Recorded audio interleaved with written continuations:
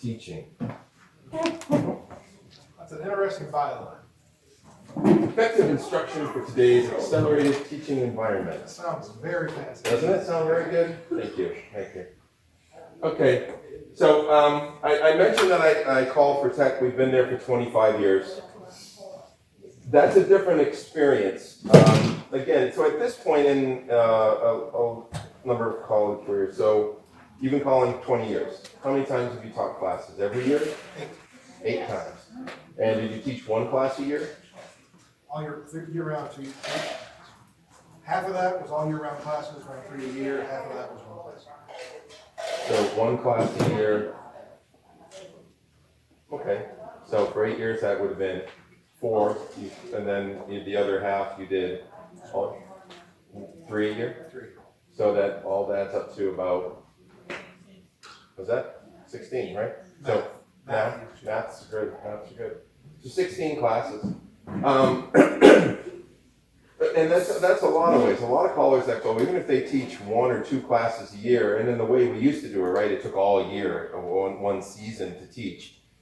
Even if you've been calling for 40 years, you maybe at some point in your life, maybe you called 40 classes, but usually you didn't start and teach a class immediately. Usually you start and you guest tip or whatever you do in order to do that kind of stuff.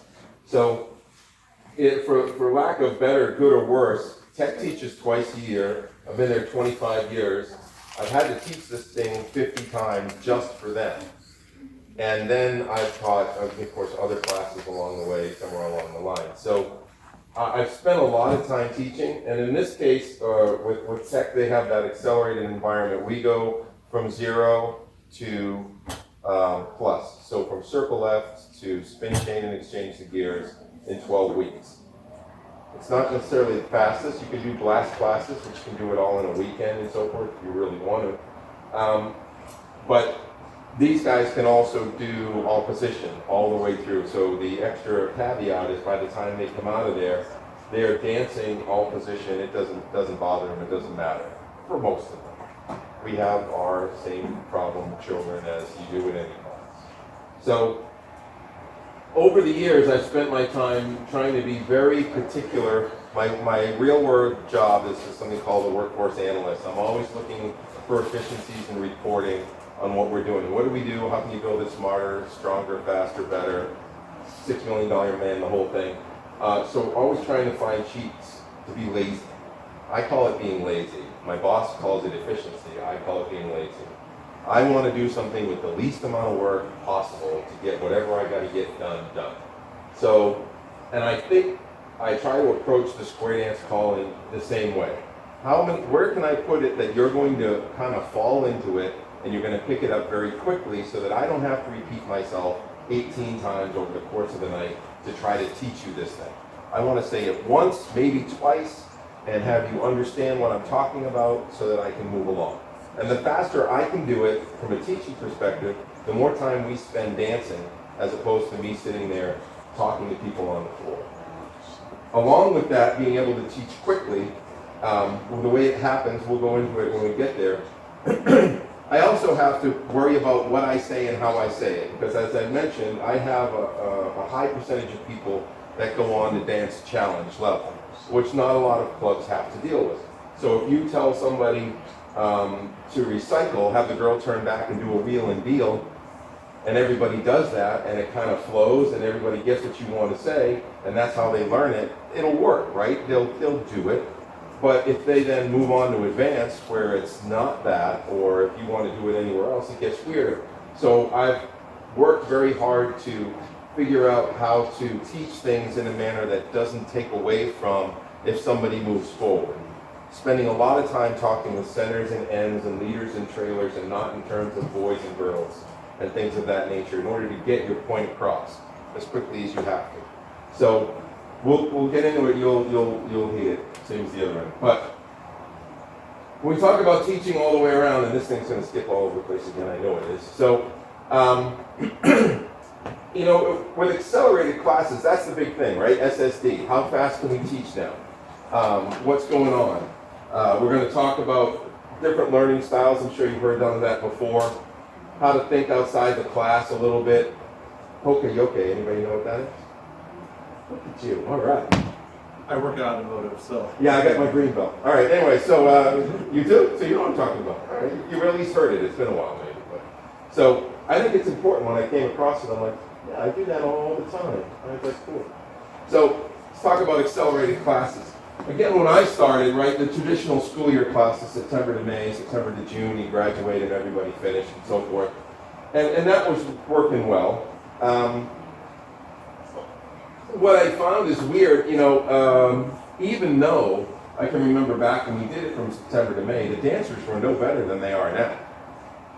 Right? Even when we had 32 weeks, Tom knows, I mean, we've been around, we taught 32-week classes all the year.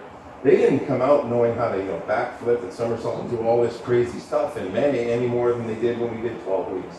So it's not really the length. Huh? That was without plus. Yeah, that was without plus. So it's interesting when you look back on it, hindsight-wise, we go, oh, well, we can't, it takes that long to teach them. But they're no better than they are than when you do before. So it's not really that the length of the class equals the depth of the knowledge. If the two don't go together, there's not a correlation there, if you will. So short classes in my brain, all right, I will say this out loud for the people because it's recorded, but you can't put it anywhere. I'm not a huge SSD fan, personally. Short classes in my brain existed long before SSD. Europe has been doing basic for forever, which had about 50 courses. Tech's been doing short classes for, again, 12 weeks with 96 calls. It doesn't matter. The class length, in my mind, doesn't make a difference. It's there, it's always been there. We do them all the time. The idea is, what's in your mind an accelerated class? A one-night dance party is an accelerated class. You go into a church group, you don't know anybody, right? You got to teach them 12, 15 calls to make them all dance that night. That's accelerated. You got to do it then, you got to get them through one first night of class. It's the same idea. Tech squares, again, we do ours there. Blast classes, have anybody ever been to one or hosted one, right? I'm going to do all of the A1 list in one weekend. I'm going to do all of the plus list in one weekend, whatever it is. We do these accelerated classes all the time, but the problem is nobody ever had a playbook, and that's what SSD did. SSD handed you that cheat manual that said, look, you can do this. And then, you know, when somebody like Cliff is coming in and he doesn't have a lot of knowledge, he's just there to help and he's trying to do his best, that playbook means a lot, right, to some of these other people. I get it.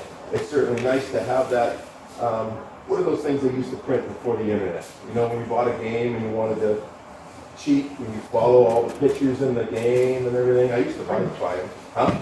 Bring the game together. Yeah, you play this game and there'd be a book this thick of where everything to go in Super Mario or whatever it was, and you follow along. It's the same idea. You get this cheat code, this walkthrough, if you will. And that's what these books are designed to do. And when you're trying to get classes to go, I can understand why it's inviting, it's tempting.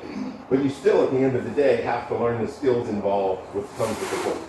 Because you can't just read the book, it doesn't work that way. So to me, that's why it's popular. People that are trying to use that particular book in order to be able to start classes and go. But the design of the whole thing is a little weird. So again, when I say we've had accelerated classes, we had books before. Remember that? I don't know if you've ever seen it. Huh? I got one of those. Yeah, so do I. That's my book. I photocopied it, took a picture of it. Took a picture and then I put it in there. I got the other one too. So, I mean, those things existed back in the 60s, 70s. They were there. And if you read through them, they got all kinds of choreography about every call you ever wanted to do. You're not reinventing the wheel. The SSD took people that didn't think that they could teach in a shorter amount of time, 12 weeks, and convinced them that they could do it and start multiple classes. But again, I'm doing it up north for forever. Between tech and other normal, if you will, classes, we did 16-week to mainstream. So it can be done. It's just setting up your agenda, what do you want to do, and what's your accelerated class. Well, I want to be here, I'm going to end here, and this is what I want to finish in the middle. That's just setting your playbook. So dances should happen every week. List lengths shouldn't matter. It doesn't matter what you want to call. SSD is fine for 50 calls. I don't have a problem with it, but it's all going to be there. We should be having class dances, midway dances along the line. We've got the basic with the existed with 50 calls. There was no real playbook. So I understand why SSD is there, but ultimately it gets down to having floor time for your dancers. You want your dancers to get out there and have the ability to repeat the calls, because ultimately that's what's going to ingrain it in them and they're going to be able to dance. So the faster you can teach, the more effectively you can teach and get them to do things, then the better off you're going to be. So this is stuff, I'm sure you've heard it from different people talk about teaching. People learn differently, right? We all know that. Just because a fish can't climb a tree kind of thing doesn't mean it's stupid. It's just not designed to do that.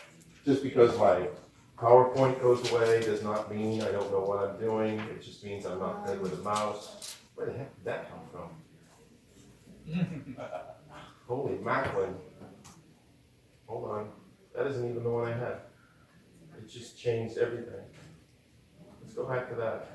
I think we were. Heavily accelerated course in PowerPoint. Boom.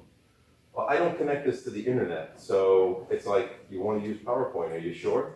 Why don't you connect and give me your sign on? No, I'm not going to. So take that. So we'll go here.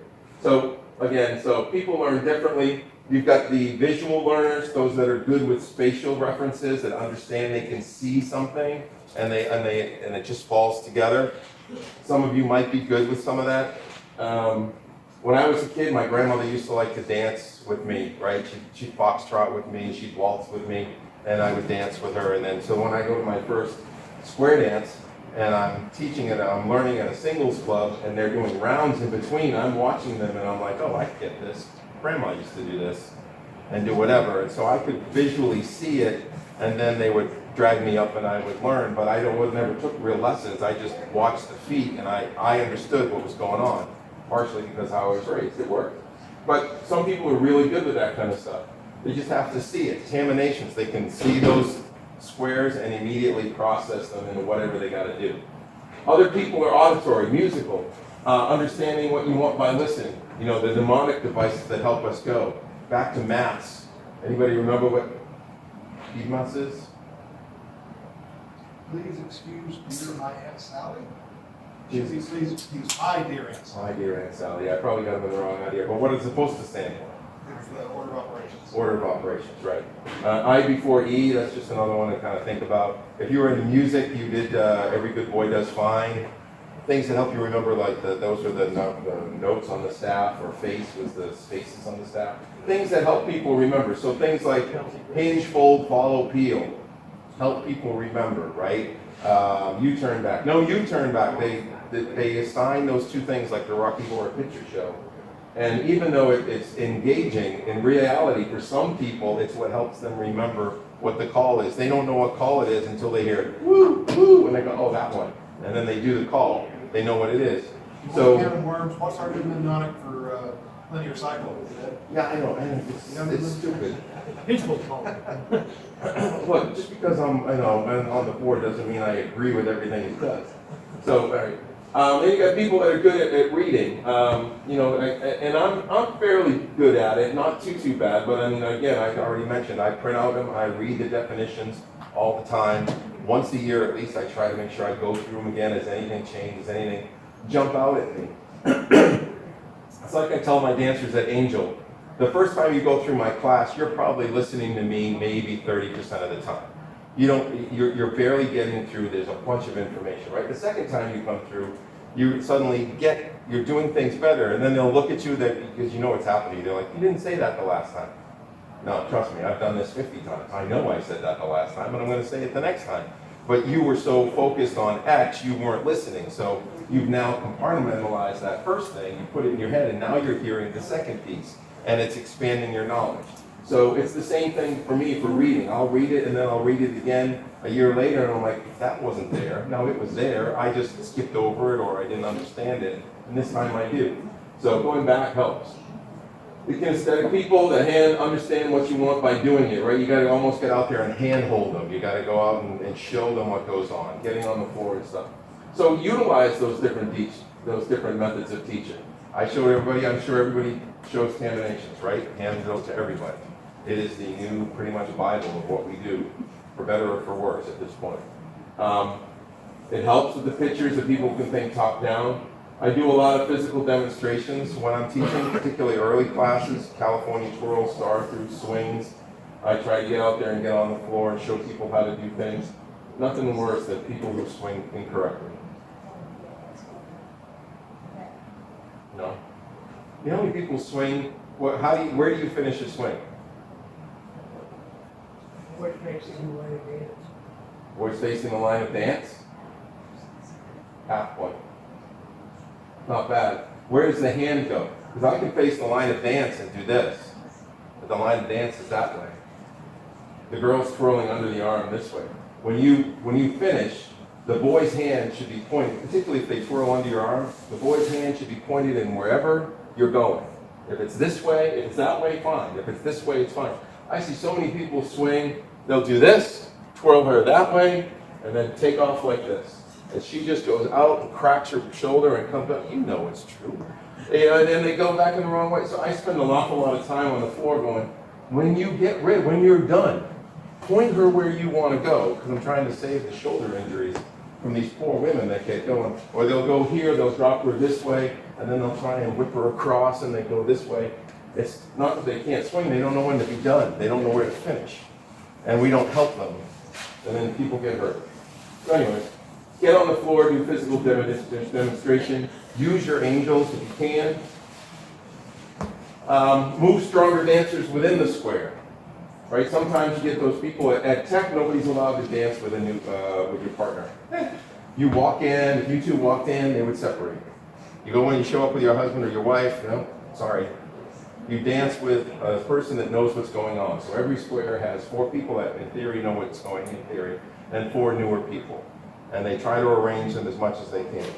And that's because we've got 12 weeks. I don't have time so that you can play patty fingers. If you want to go out on a date with your wife, go out on a date with your wife. But you're here to learn how to dance. We got to get this crap done.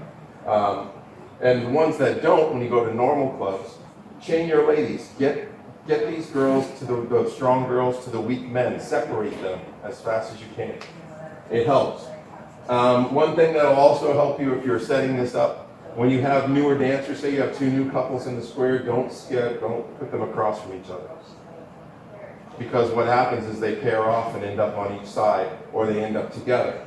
Well, they shouldn't end up together, but they'll pair off and you can't win. You're better off if you've got them at an angle. If they're like this, you can separate them, because you'll make it 3 together, but you can move them so that they'll separate. If you put them across from each other, it becomes harder to deal with.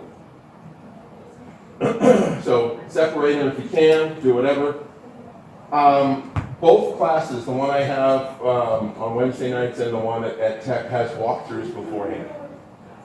If you've got a newer caller in your area that's trying to pick it up and trying to do things, it's nice to have people show up before the class and go through a walkthrough where they're not actually dancing to the music or whatever. I explain things not like Jason explains them, not like Tom explains them. So hearing somebody else repeat the definition or repeat how to do it is helpful. He may say it a different way that I didn't say it, and they may pick it up differently. I'm sure I'm not perfect at it, and nobody else is. So having that person slowly walk through where they can ask questions on the floor, no music being played, and it works well for me because it gets people in the mindset. They're there for a half an hour and then they come out. And when they come out on the floor, they're already aware of everything we did last week. They've already been talked through it. So when my first tip is not everybody coming together and going, oh yeah. The first tip is we're there, we're all focused, and we can kind of take off immediately running. It helps the situation. And it does help for some of the newer callers that don't have people to call to. It gives them somebody to try to do things with, providing you're keeping an eye on them and they're not doing things weird. But it's a nice way to do it. Boom. Poka. I think it's Poka-yoke. I'm not sure about the pronunciation. The idea of this is, I ended up coming across it when I went to do something for work. is mistake-proofing an approach that eliminates the errors or preventing them before they happen. It's understanding what's going to go wrong before it goes wrong and putting in a stopgap measure accordingly. So again, like that right and left three that we were talking about, where the girls automatically go to the right. And that happens. Since we know that happens, and it happens a high percentage of time wherever we tend to do the call with new people, right? Churches, wherever we are, I try and come across that before I start. You're going to turn away. Don't do that. Overcompensate. So find things that people do all the time and find ways to get in front of them and split it up. So it's what we were talking about before, utilizing formation and arrangements to kind of maximize what they're doing so that you kind of take away the problems that are going to happen. I try to avoid cliche teaching and calling. By that I mean things like lead right, circle to align. It happens all the time. If you ever do it, I'm not going to do it. If you put the two, if I say that even once a night at a dance or at a class, I'd be surprised. It does not happen very often that it comes out of my mouth. Centers in, cast off 3/4. Again, not very often do I put those two things together. But normally, if you hear centers in, you almost always hear cast off 3/4.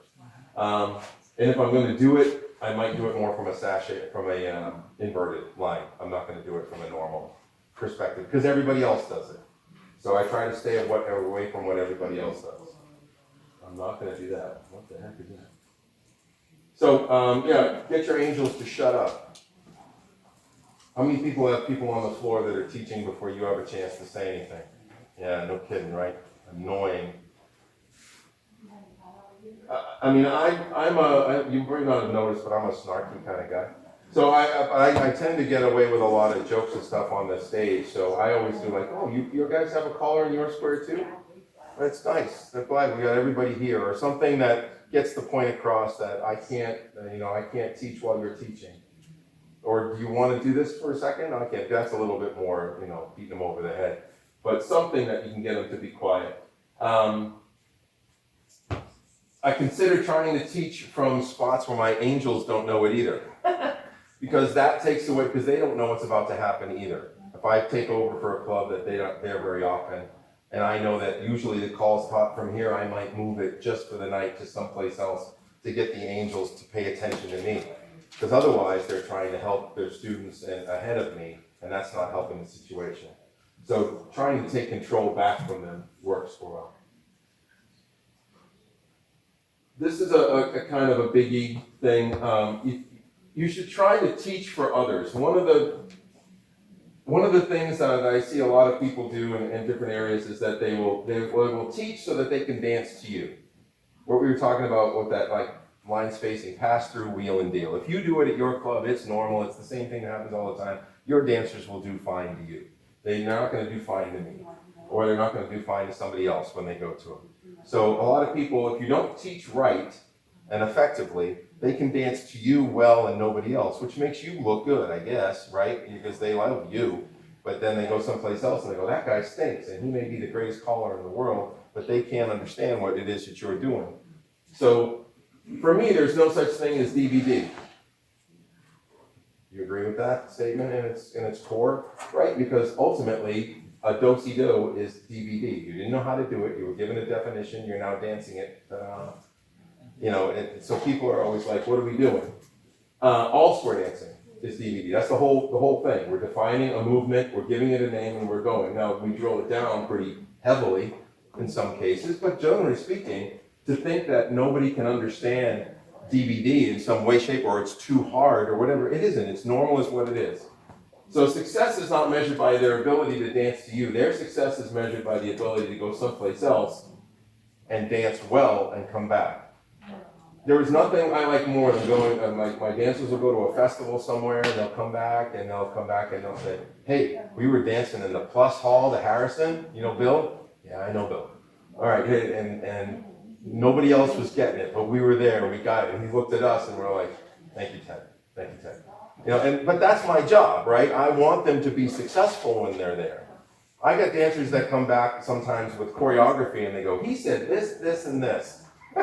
We we don't know how to do that. And I'll read it, I'm like, that's because that stinks, or you wrote it down wrong, or it's whatever. I mean, I'll call them out. If you call something crappy, my dancers tell me, and I'll let them know it's crappy. Or I'll be like, oh, well, he meant you to do this, or whatever. I'll go over it with them, because my job is to get them to enjoy the activity, not enjoy me. I want them to have fun with somebody else. Get out there, go to nationals, listen to somebody different. So anytime they go somewhere, have them come back and what happened? What did you like that person did? What didn't you like what they did? Write it down if you want me to go over it. If you missed something, I'd love to go over it. I'll learn stuff from them. Again, I talked about it earlier. Own your mistakes. We're all human. There's no reason to do that stupid wheel around thing from the promenade or whatever. You make a mistake, you make a mistake. That's just what happens. I mean, Tom, I think, showed that exemplary last night. Just kidding, buddy. How's that? That's why you teach That's us the way I by teach example. my- Is that the way you teach it? By Yeah. example. Yeah, again, Real quick, when you do your classes, with tech specifically, do you meet with your angels? Do you talk to your angels before the dance? Is this something the club does, where you divide up the people when they come in the door? they don't divide up, they're standing around. The angels will go up and to people, all the angels have badges, normal badges. Or they've got one of those plastic badges, but they've got the little square symbol on them. And if it's got the square symbol on them, they're a club member. And so they will go up to somebody who has a badge that does not have that symbol on it, and they're like, would you like to dance?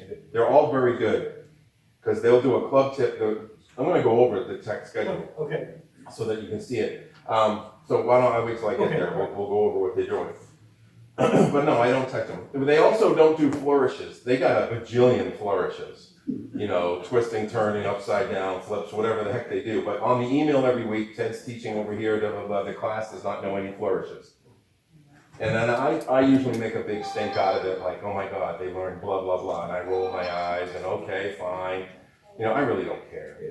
But I make it a big deal so that they think it's good to do it, and, we play off of it. But they'll teach them one thing a week. They teach them the flourish. So at one point in time, it comes back and the email says they've learned the right and left brain flourish. Great. And that's the boom, and so they're all kicking, or they're twirling people afterwards, or they're weave the ring thing that they do. But they teach them each one of those because they have a class meeting in between every week. So about the first 3 or 4 weeks, nothing. And then you got to stop the angels from doing it, because the angels will try and twirl people, and so that's why it's like no flourishes. You got to learn how to do it right before you learn how to do it wrong. So we make sure we take that. So I teach, I teach my dancers to know when you made a mistake. I do. And so if they go to a dance, and I tell them, if you go to a dance and you finish and you're squared up, and the two girls are across the street, it wasn't you. It was probably the guy on the microphone. If everybody goes back across, it was definitely the guy on the microphone. But callers tend to make mistakes where the whole couple's on the wrong side, or the girl ends up on the wrong side. That's usually when the callers make mistakes. Whenever somebody's wrong on the diagonal, you know what I mean? The couple's 1 and 4, the girls switch over, whatever. Usually, that's somebody in the square. Usually. But I make sure that I let them know that even though that was in the square, that doesn't mean it was you two ladies that were wrong. Because that depends on how the caller fixes the square, right? So, a lot of dancers go places and they think they're the ones that are having the problems, and they'll go to newer or not as educated callers who will drill them into the ground or call bad flow or make mistakes all night, and they go away and they think it's them. And that affects their esteem, and they don't want to go out and they don't want to do anything. So I purposely try to teach my dancers when you're the problem and not them. Because I think it's important that they hold on to their self-esteem. We know what we're doing. This guy's just having a bad night. Everybody does. Or whatever the reason. So it's important to, in my manner, to tell them when it's not them. So, Tech Square is the original, the OG SSD. That's Kid Talk, Tom. We'll talk about it in the car. Thanks. You're welcome. So that crash course has been there since 1979, 1997, whatever those numbers are in the right order. So they've been doing it a while. I've done it, like I said, almost 50 times. 100 beginner classes, somewhere along the line that I've done. So, oh, sorry, I've been teaching it since 97. That's when I started, because that's when my son was born. That's how I know, that's how I remember. But the course has been a semester course since 70. They've had 3 callers in the time. I don't know if you guys would have never heard of Dennis Marsh. He's a local guy up our way. And then Don Beck had it for 12 years. And he still thinks I took over like 2 years ago. As I talked to Don, and he's like, well, how long have you been calling there now? I'm like, Don, it's been like 25 years. He goes, it feels like it was yesterday. Like, okay. So again, we teach through Plus, and we've rearranged the list over the years. The way it works in tech, because you can get a gym credit for taking a class, you only have to stay 6 weeks to get a quarter of a credit. Like if you stay for the gym class, you get a half a credit towards whatever they need for their phys ed requirement. So if you stay for half the time, you get a quarter credit. So what we've done is we've modified the listing so that I teach SSD in 6 weeks. I get through the entire SSD list in 6 weeks. So if somebody comes in and they only want to dance for the 6 weeks, when they leave now, and this was just a recent change, when they leave, in theory, they could go out and dance SSD at any SSD dance anywhere they want to go. So they're done. They've been exposed to all the calls. I'm not saying they're the most proficient in 6 weeks, but they've been exposed. So we finished mainstream in 8, and we finished Plus in 13. So we add 2 more weeks to finish mainstream and 5 more to finish that. So that's what we do twice a year. And then in the summertime, we beat up all the calls and all the weird formations and all the other stuff. So the format, to your point, again, every student has an angel over the course of the night. It doesn't have to be the same person, they mix them up. All dancers start in squares. I know a lot of newbies, when you start your first night, they start in Sicilian circles, do those on to the next things and try to do all those calls. I think that's fine if you want to. Again, this is my opinion, take it, leave it, don't matter, whatever. I don't teach Sicilian circles. I don't teach mixers, I don't teach reels. I'm a square dance caller, I put you in squares. Because that's my job. So it helps when I've got the angels, everybody's pretty much squared up, right to go for this class, I don't have to go through. But even when I get to a church place, then I'll use more maybe mixers at that point because it's a little easier to get them to go. But if I'm teaching a square dance class, I'm not wasting 2 weeks on the Sicilian circles, whether it helps them understand right and left through or not. We're a square dance club, so that's what I did, that's my opinion. So with the gym class, you can be there at Tech and you can learn whether you're with gym class or not. So again, everybody thinks I've got 21, 22-year-olds running around the room. I don't. I've got a number of people that are my age, some better, some that have heard me teach that class 40 times. Sweet mother, I wouldn't want to listen to me teach class 40 times. Amen, bro. You ain't kidding, right? You want to sit through this like Groundhog Day 40 times? Oh my God, you're going to do a lot more donuts. So we got a lot of people coming in. Some of them can keep up, some of them can't. Some of them we ask to come back have to take the class 2-3 times in order to get through everything. If they can get through week 8 with mainstream, if there used to be a lot more clubs around, we would send some of them to those local clubs because they're better than the local clubs and they can keep up at that point. So the night starts and it is usually club, class rounds. That's the mnemonic that I remember. So 8 o'clock, it's a club tip. So 8:15, then the class starts, it's a review. Then there's a set of rounds. Then I do a class, the first teach, 5 calls, half an hour, tops. And we run through, and then at 9 o'clock, they all go have a meeting. And then I do another club tip. And then they come back and they do the second class tip, the next 5 calls. So it's 10 a night. First night's 22. So it's club tip, 5 calls. Then they take another round, then we do a review of the 10 calls. Ding, ding, ding, ding, ding. So I don't have time to fart around. I know it looks like I got 2 hours, but I don't, because I've got 3 club tips and 4 sets of rounds in between all the teaching that has to happen. Again, you're looking to be efficient with what you do, fast, efficient, and go. So review, teach, review. That's pretty much it.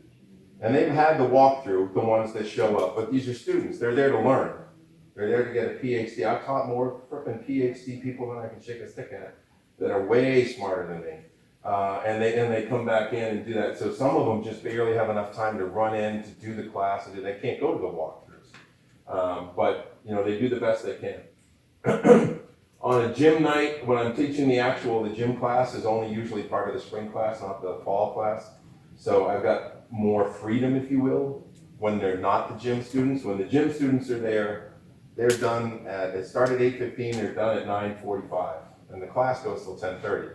Sometimes you can talk them to staying and doing the review, it helps them. Some of them really get locked in and they want to do it, but it's really outside hours, so we can do that. First night, we do 4 teaching tips. They always have a class meeting in the middle, which is kind of good because when you're there, it's a gym class. So they got to talk about nutrition. They got to talk about, you know, exercising and stretching and breathing. You know, anything that you would talk about in a phys ed class has to be kind of covered at the same time. So I don't do that. I have a person that takes care of it. So walkthroughs, like I said, start at 7:30. There's a caller that does it, or somebody there. There's a bunch of people at Tech that want to learn how to call. So they take care of it. They answer specific questions. They'll take people out in the hallway after I just did whatever. That's always a fun time over the summer. I'll call something that's weird, and then you see everybody make an exodus out in the hallway while the rounds are going on, and I just look, and they're all like, no, he did this, he moved this over here, he goes this way, and they'll get everybody back through, and then they'll come back in, and they'll hope I do it again so that they can get it right the second time. So I don't have to teach them too much if I do something weird. So this is, I think, the last panel. Pretty close to it. All right, so I'm gonna break this down as much as I can for a second and give you an idea. When I talk about like the classes, I want you to understand when I did all that wheel around stuff that you all fell asleep for, you know, yesterday. Remember, it was like a year ago. And then I talk about looking at the class. This is night 1, which you can't read here, as it says at the top, blah, blah, blah, blah. Begin with boys, girls, hands hold, partner, corner naming. You know, so everybody's squared up on the floor. I make fun of who's your corner, who's your partner. Do you know your corner's name? You know, Alan left with your corner, come back and tell your partner your corner's name. Nobody ever looks. Nobody knows who's who. So then they're looking at people because they switch. It's all singles, so they're all dancing with other people. But this is the call. These are the calls that I got to teach the first night. So when they get on the floor. Yeah, a lot of calls. So when I'm talking about being efficient, I'm talking about trying to do this all the way around. So I'm going to start with circle left, getting them to walk to the beat of the music. They're going to go left, they're going to go right, they're going to focus on the beat, everybody walking at the same tempo. We immediately then go into do-si-do, so they got that square dance call. It's coming in there fairly quick. There's 8 beats, start to finish, same spot, twice with the partner. And then it goes to the corner, and we do it immediately again with the person. And again, the joke is, you know, this person's done it 3 times now. They're great, they know what they're doing. So you get back, then you teach them how to go around that person to go back. So you teach them the forearms immediately from there. At that point in time, I'm talking about things like do not grab on for dear life, don't leave fingerprints, don't take DNA, you know, everything else, how to hold people around, make sure it's just above the wrist. You don't want to grab their elbow so that you can't out interlock. So you get the arm turns taken care of very quickly. We do heads and sides, and immediately after doing heads and sides, I repeat do-si-dos in circles.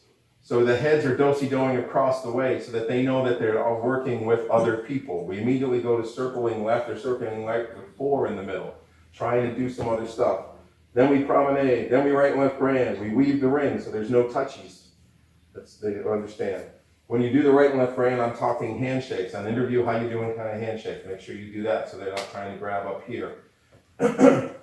We do a turn your partner by the right so they get the figure X. I started teaching courtesy turn by itself. And I think it's become pretty successful. Because we tend to teach courtesy turn, before I do it, without reading the board, how do you teach courtesy turn? Is it like a lines of 4 pass through with a courtesy turn? Or do I you usually do it for squared set, squared set? and just have everybody courtesy turn your partner. So they all face out. Yeah, and then turn again. And then they all turn around and face in. Yeah, and then I'll go to lines or wherever I'm going to go from that. I Right. never use the right pull by until later on. I'll pass the courtesy turn. Yeah, right, the right and left through and so forth. Yeah, that's not bad. You got a way you do it? I normally start from static square, and then you might do it, you know, after I have them all do that, and then pass through and courtesy turn, so that way they're getting used to working with just that couple. I've done that, pass through and the Because I'm courtesy going turn. into a ladies chain before I ever get into. What was that? I'm using the ladies chain Before you do courtesy turn? I'm using the courtesy turn, but I'm using it with the latest chain, not with the pass through. Right, so you're, all right, but you're doing the courtesy turn once or twice, First, yeah. and then you're adding the chain and doing the courtesy Right, turn. right. You're doing the pass-through and the, I'm not saying anything's right or wrong, by the Yeah, way. and then once I do that, then I'll, work with the ladies chain then too, so then you could pass the Oh, yeah, courtesy turn yeah. to ladies chain. Sure, all right, so is a courtesy turn always a 180-degree move? No. No, it's not. Chain down the line solves that problem, right? She's coming at you sideways, and she turns 270 to face back into the center. So that's kind of an issue. I've started doing, and again, this is just me, it works for me. I'm not preaching that you got to do whatever, but I've started with all four of the original partners step into the center and turn back to back, so that you're looking at your original partner. So I tell them, when you courtesy turn the girl, more often than not, you turn the girl to face the direction she just came from, wherever that is. So that sets me up for chain down the line later on, because she's coming that way. So I'm like, you're gonna turn the girl. The idea is like you're a revolving door. She's coming around you, and all you're doing is just turning around and face back in. So when she's in the middle, I then have the boy slide to the right.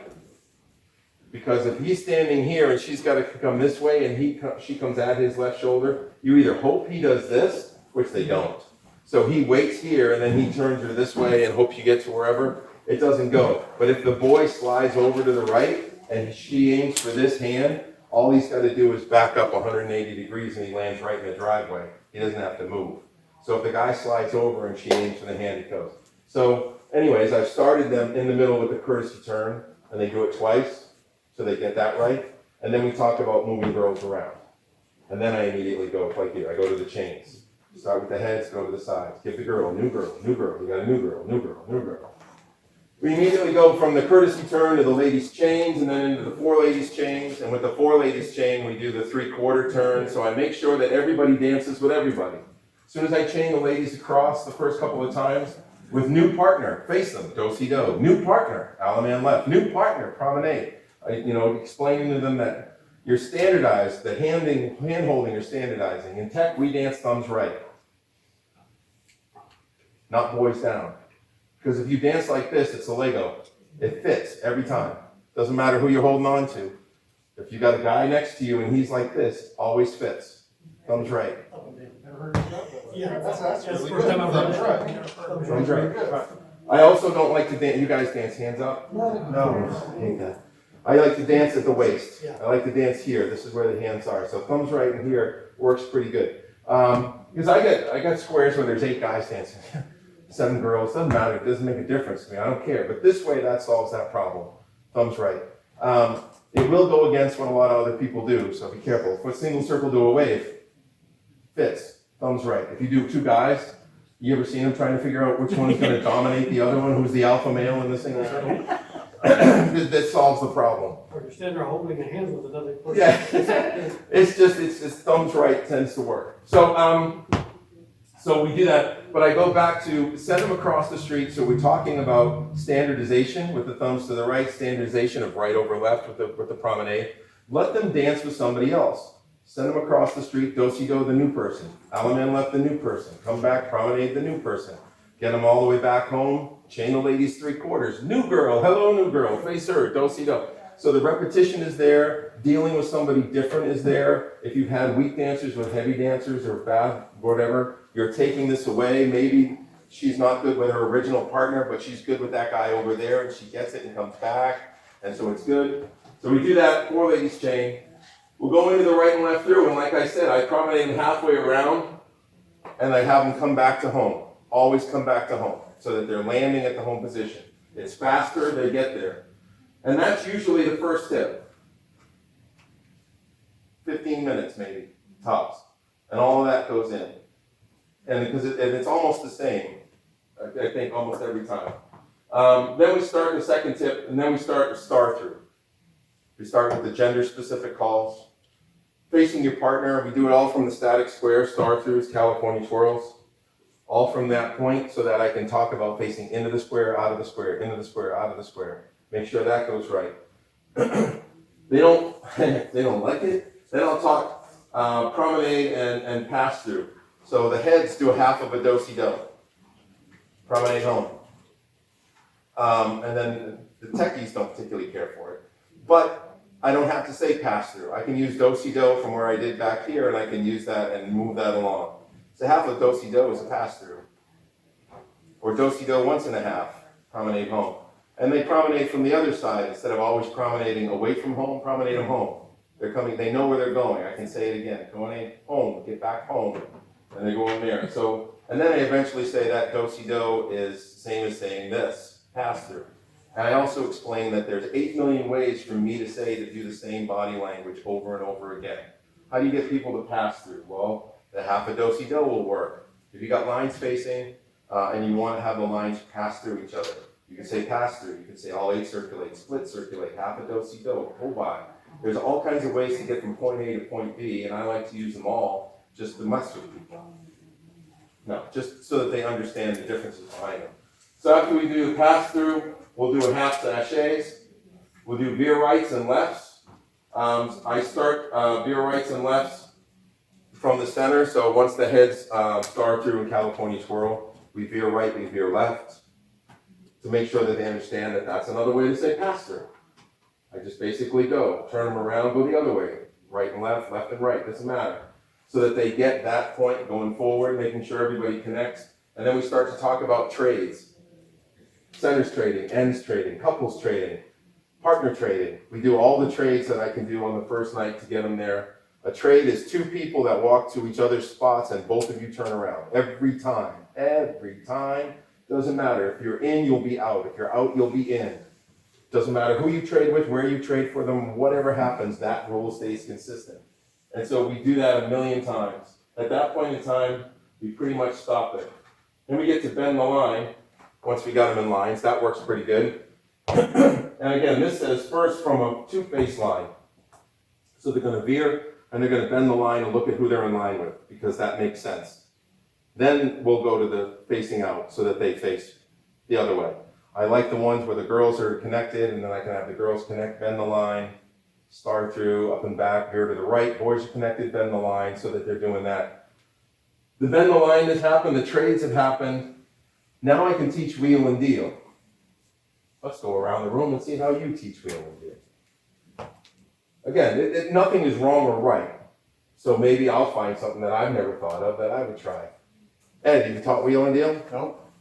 Better get out of that. We doing it from 2-face lines? That's what I'm asking. So you're teaching wheel and deal. You go first. I'll go this way. Angels that know how to do it, I go out and we demo it first. So they see that concentric motion from the 2-face line. You start here, you're coming in, you're facing. I've always generally found seeing it is so much better than trying to explain it. So you go out on the floor and do it. Without action. Okay, that's fair. And you do it from a 2-face line first? Okay, fair enough. Out face lines for maybe 2 weeks later. Okay, interesting. Have you done it? If you haven't done it, that's I fine. have, but it's been a while. Okay. I would say probably 2-face lines is where I would start. I saw an interesting way of how to do it from a 2-face line, have them do half of a couple's trade, and then they just bend face each other. Yeah, that's kind of what it says. But anyways, we'll get to it. Yeah, that's a good way. I always, and again, from 2-face line, like Travis, I like to use a lot of demos, but I'm always telling the couples, I said, you're gonna wind up facing each other. A couple working hands are gonna be on the inside, a couple working outs are gonna be on the outside. And you're gonna wheel towards that center handhold as a pivot, and you're gonna wheel to face each other. Okay? Yeah?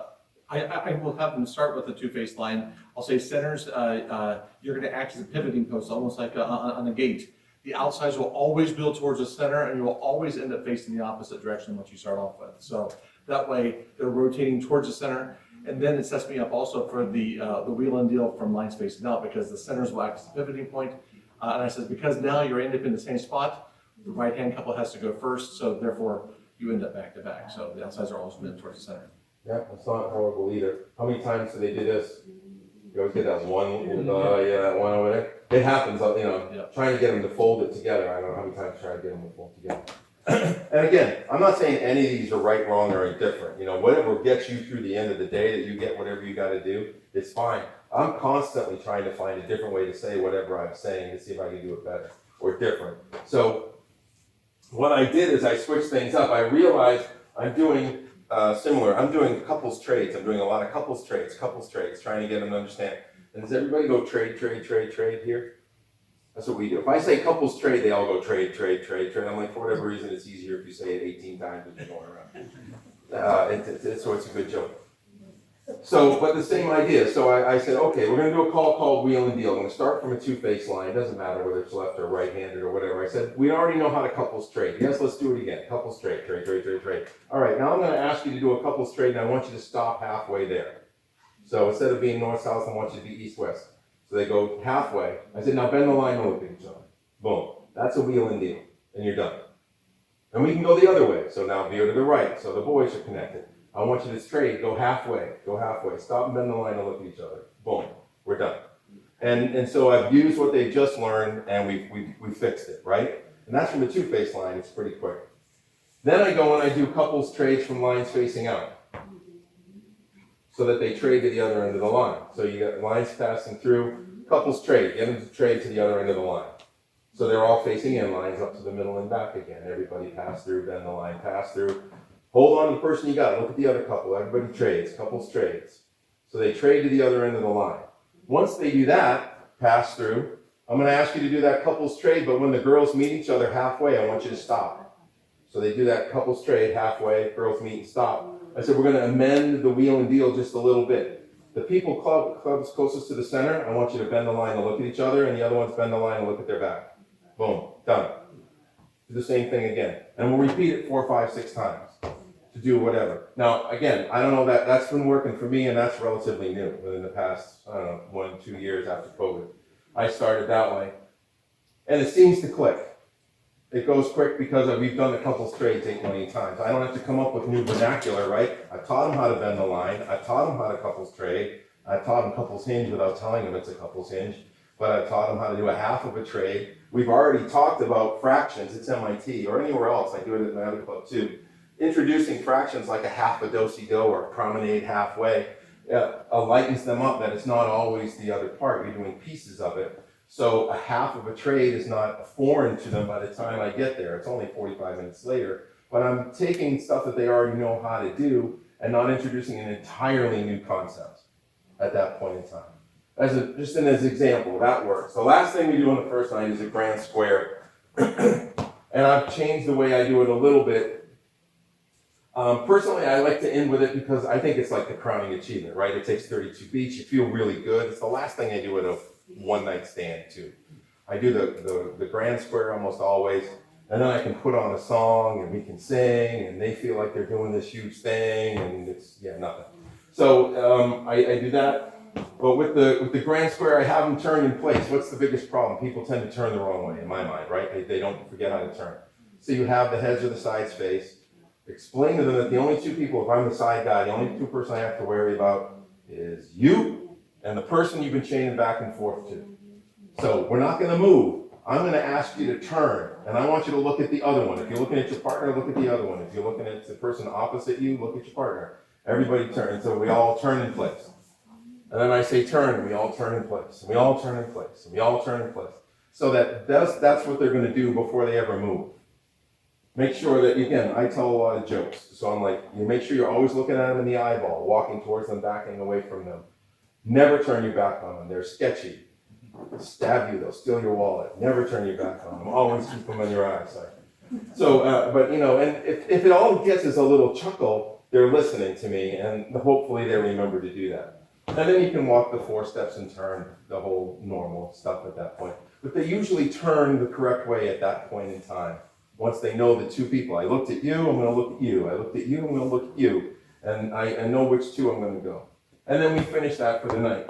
But like this plan, if you were to show up on a random Tuesday for the first night of class, is pretty damn close to what I'm going to do every single time. And I might change the order of something once or twice. I'll try something different, or try it from a different spot. But when I'm talking about having a teaching plan for a short, accelerated class, I don't have a lot of time.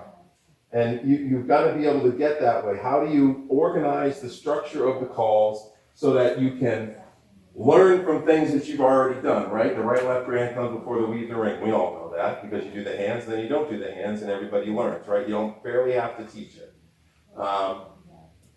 the circle to the left and everything, so that courtesy turn comes before the ladies change, so that you can get that, which comes before the right and left through, so that you can get that. We always think some of these things all the way through, but sometimes things like that elude me for years are I'm doing the couples trade before the wheel and deal. How come I'm not connecting those two?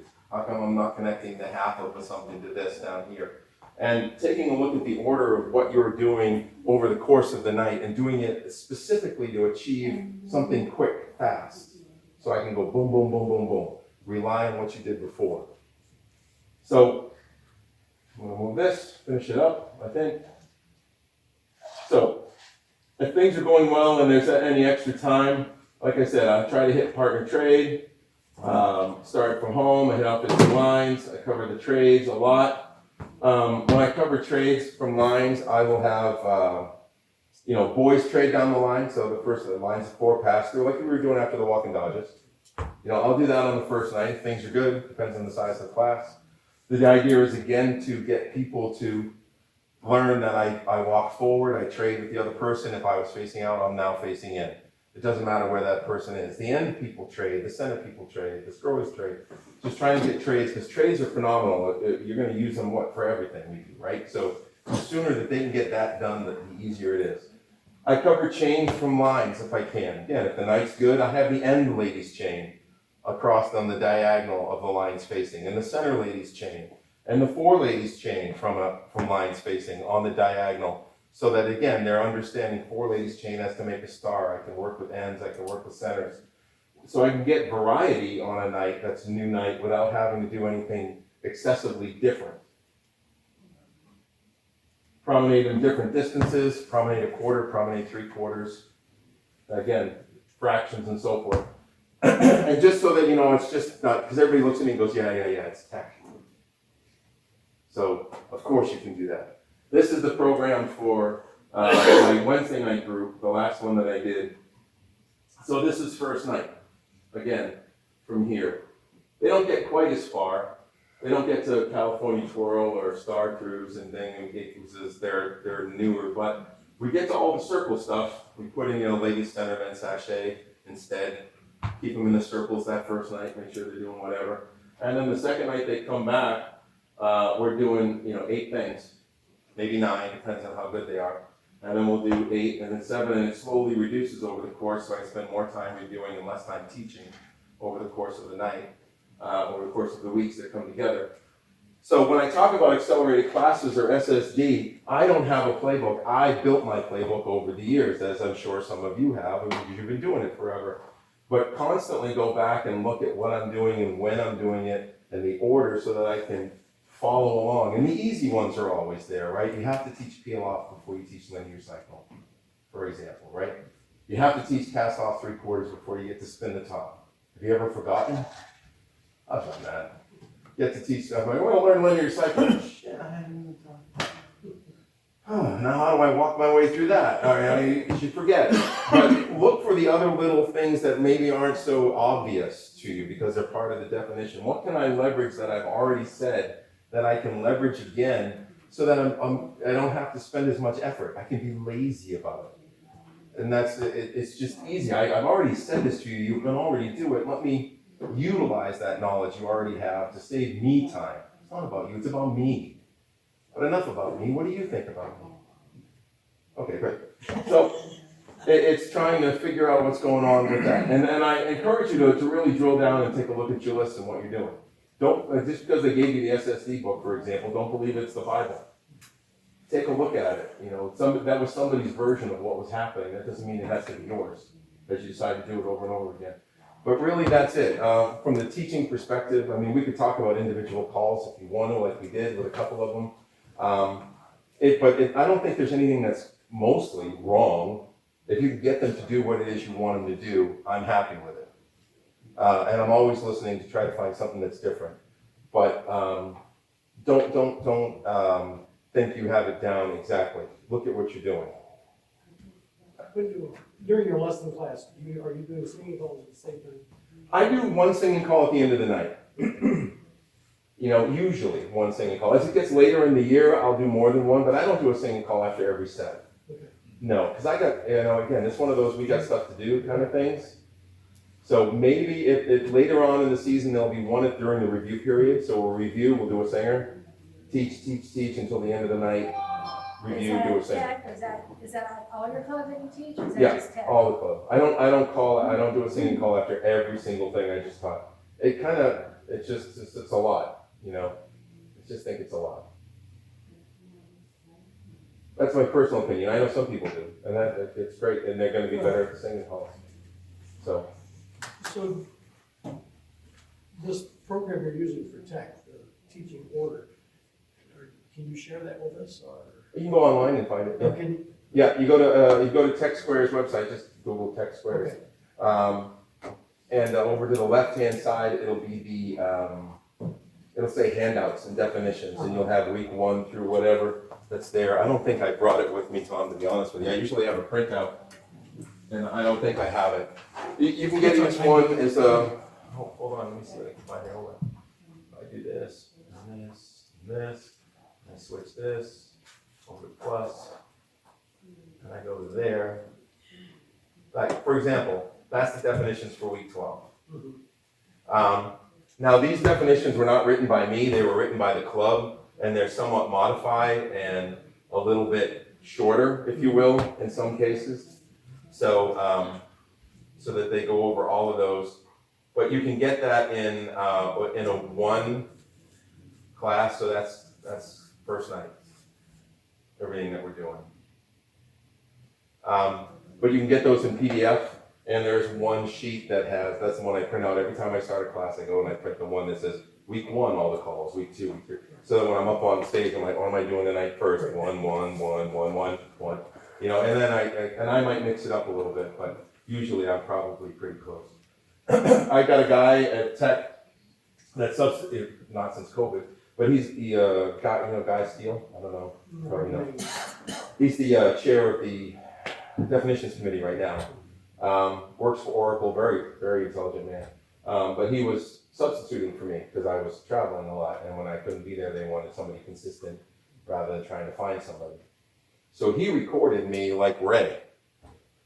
He recorded a little thing on the thing, and he knows me better than I know me.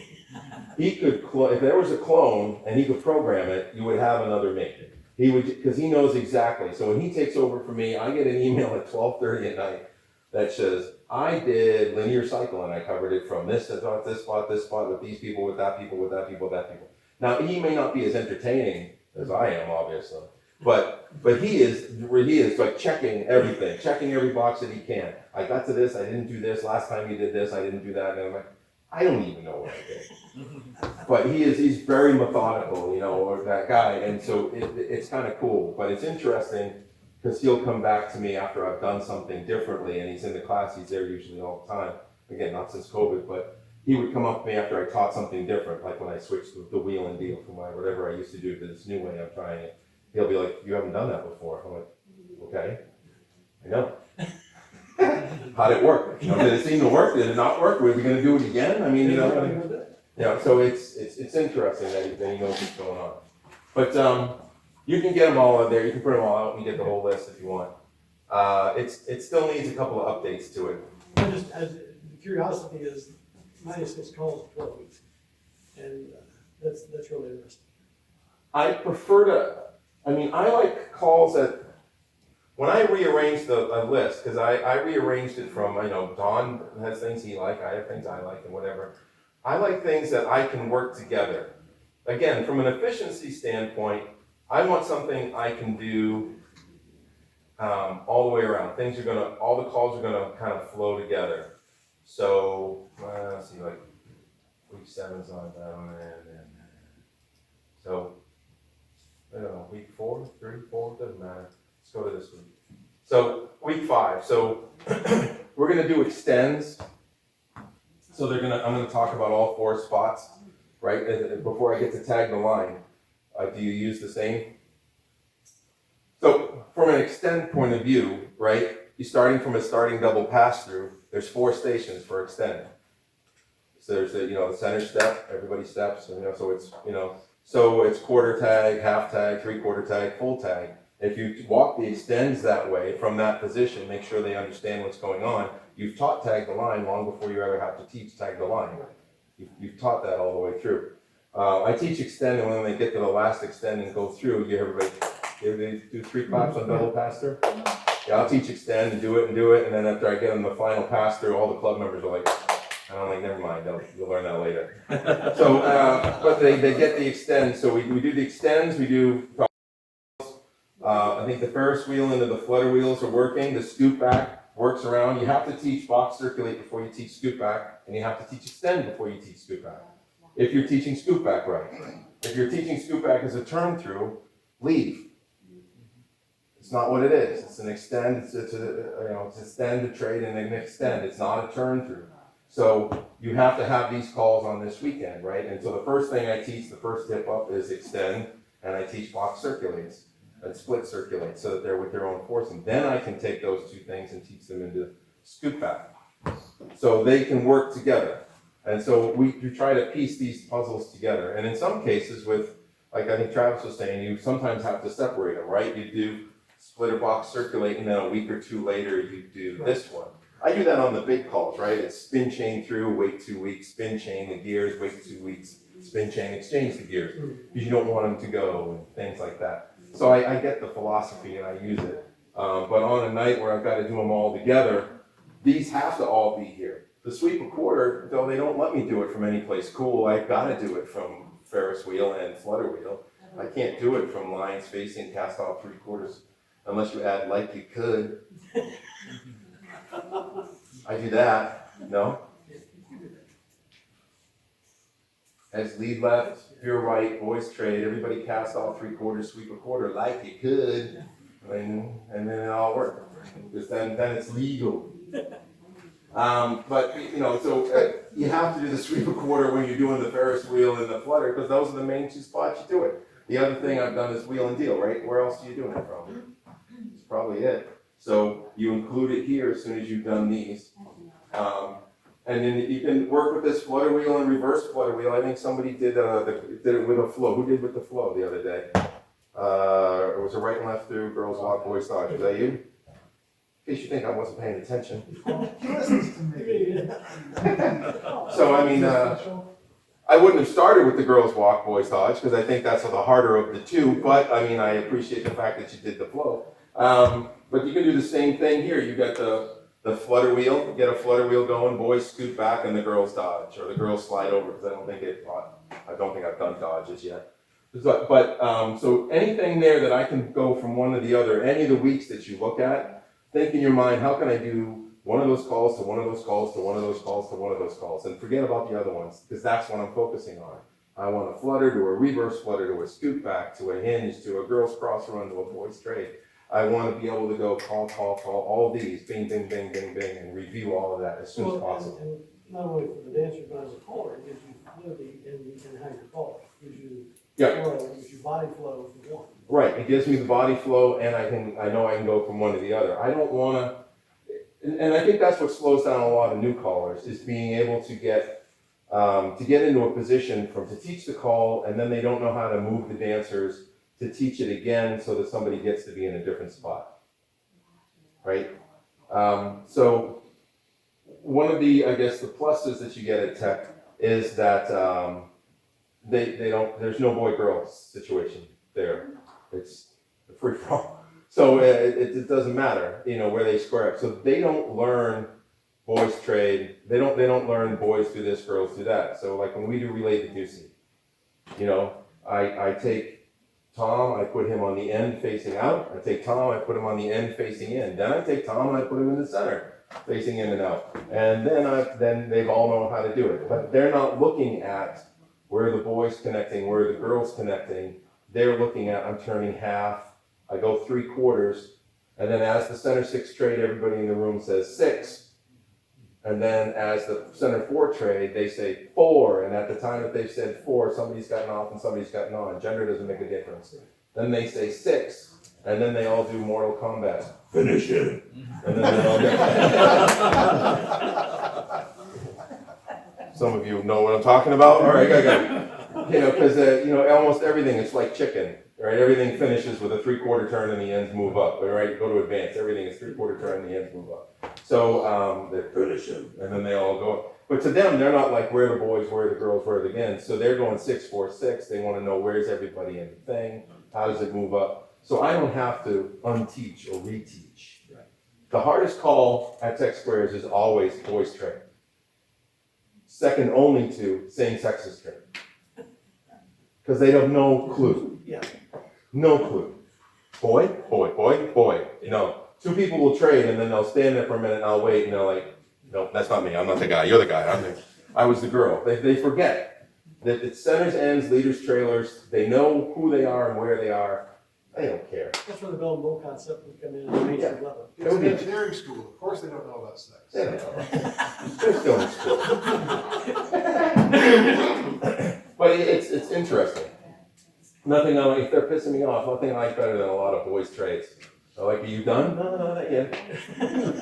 If they're really making me mad, I play country music all night. That really upsets them. Like, forever and ever amen. They're like, I don't know what we did, but we better knock it off. So, but yeah, I'm really good at trying to put these calls together, and that's why I've rearranged the list. And that's the same thing I do, honestly, if you went back and look at the heel and toe list. I try to think that things, what can I go from here to here to here so I can go one after the other, after the other, after the other. Because that saves time, right? They need the repetition on the floor. You could go back and scientifically look it up, right? You got to do it, 30 times, 36 times, whatever the mathematic is in order to really get it ingrained. So if it takes me forever, if I can do it in 5 minutes, but you can do it in an hour and a half, well, it's the same 36 times. It's just a matter of who can do it more efficiently and quickly to get them to ground what they need to get to understand. So I think it's good to take a look at it. So you do twice a year for all your clubs, or you just? Right now, since COVID, yeah, Heel and Toe's gone, they've gone to 14 weeks. They wanted to stay with mainstream. I would call the SSD if that's what they wanted. They wanted to stay with mainstream.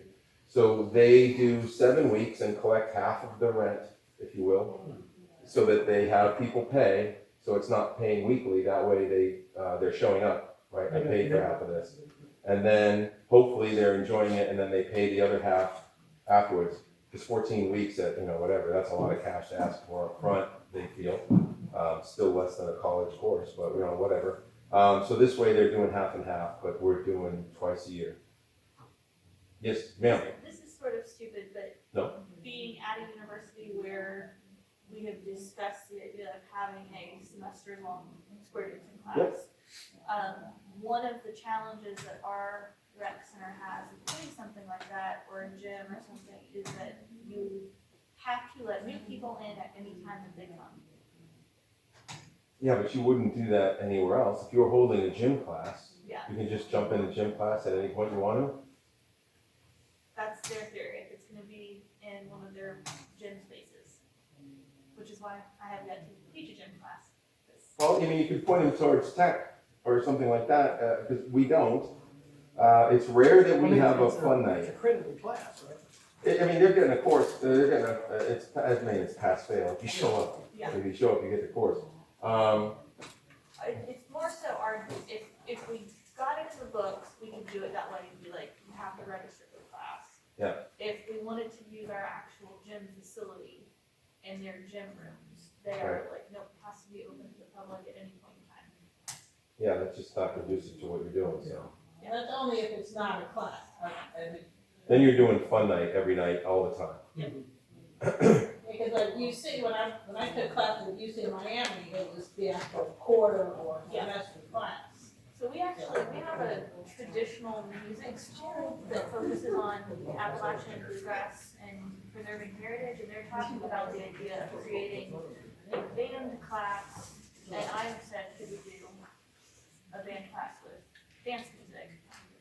Because they're open to, and if we could get that on the books, it would work. You have to find a way to have them give you a certain length of time. There's just no way. And it's similar, and I had to have a talk with Heel and Toe as well.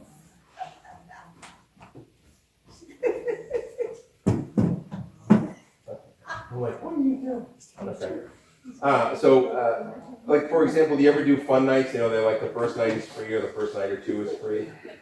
So you have that free night and then everybody comes back and one or two more people come in, so you have to do everything over again, right? And they did that to me, it was last year or the year before, 5 of them. Because somebody new kept showing up, which I can appreciate that everybody's excited and they go and get somebody else. But I'm like, the people that have been here for a month haven't done anything more than what we've done. And at some point in time, they're gonna be like, is this it? Because then it's SSD. Sorry, just kidding. Scratch that from the record. Talking to you, Ray. So it's weird that way. So they have the one night free and then we move. And I said, if they want to come back, as long as you hold steady to the second starting date, you've got something in the future, right? That's not next September. And so the plan for this year is we do that. Our first semester went from September to just before Christmas.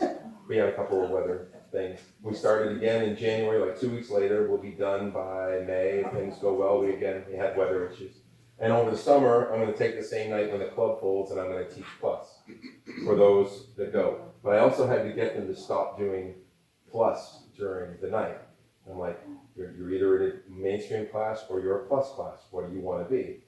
Am I teaching to plus? Then we can do one class a year all the way through to plus.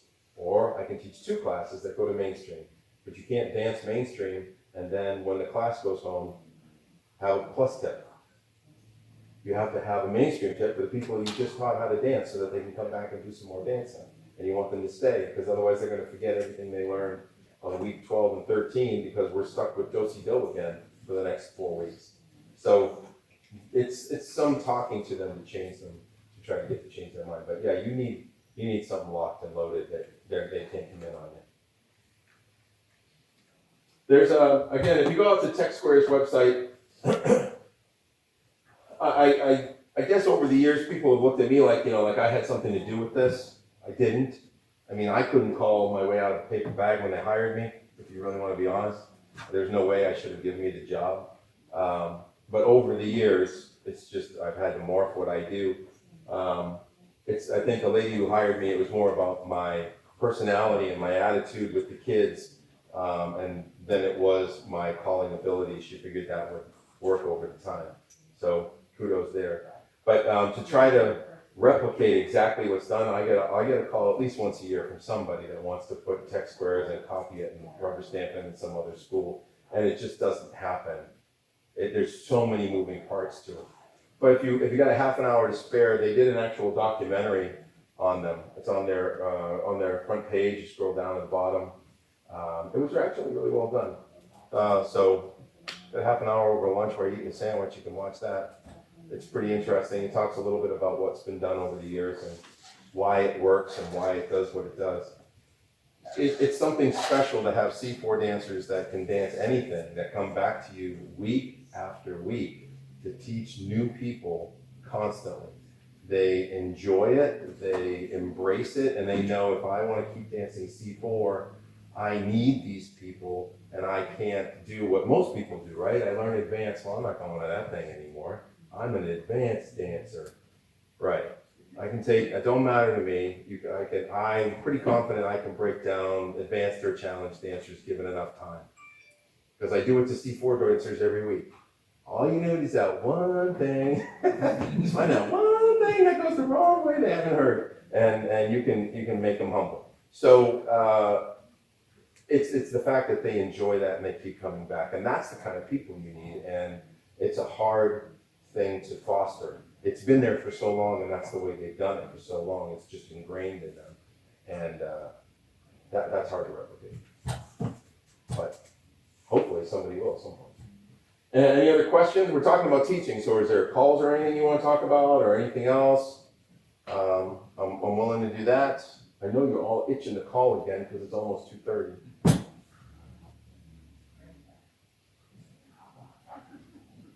Again, the bar is open.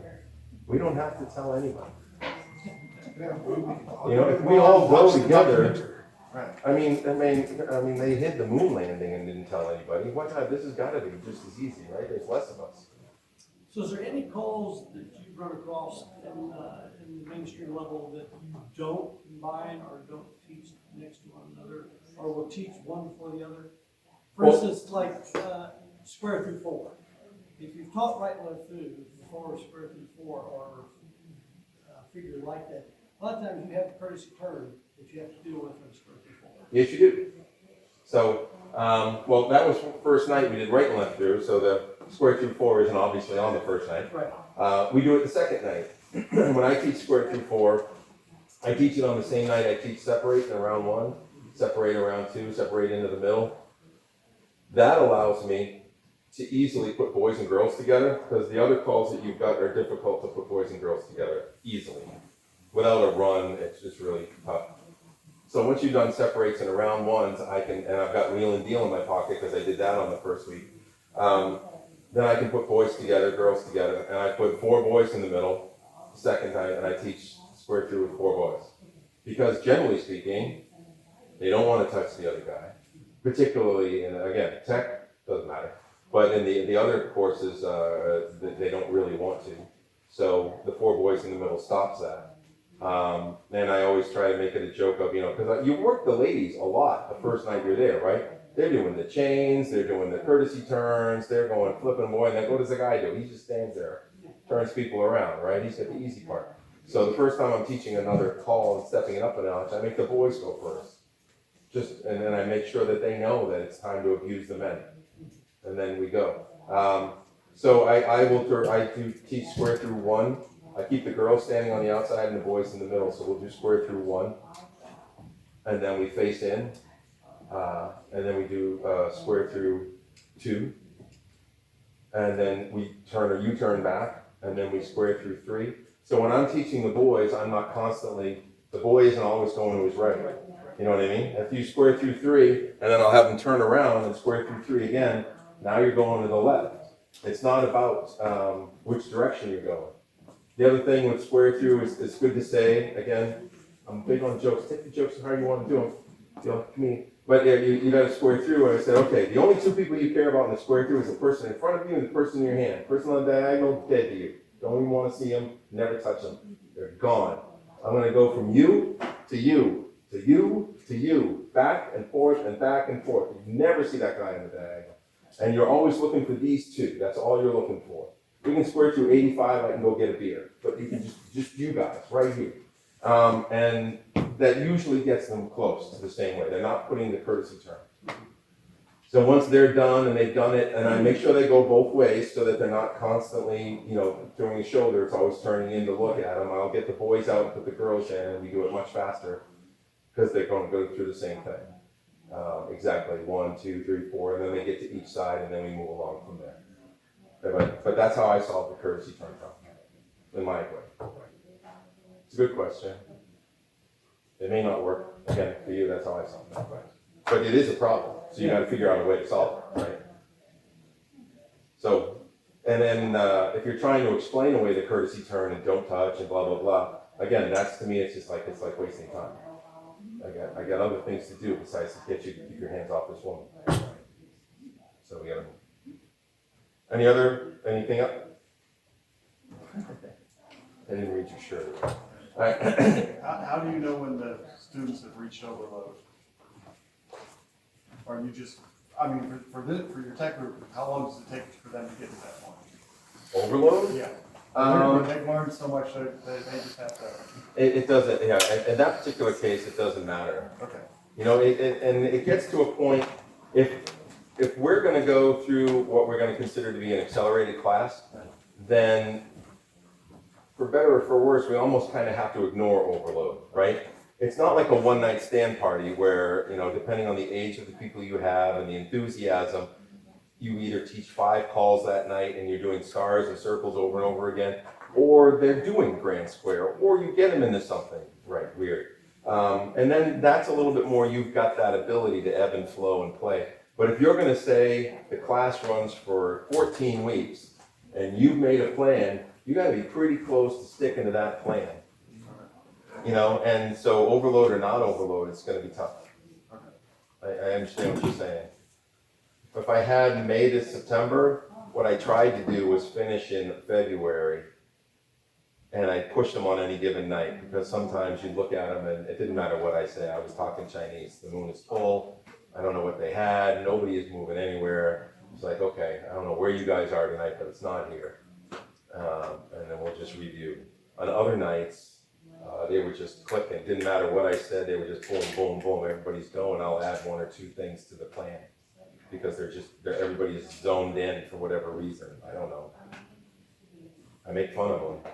Like, I don't know what candy you guys all ate or whatever, but Jesus, eat it again next week, my God. Right. We are in the zone today, and it just all clicks. Sometimes maybe it's me, who knows? But yeah, if you're gonna hold yourself to an accelerated class, I don't think you have the luxury. It's fair question.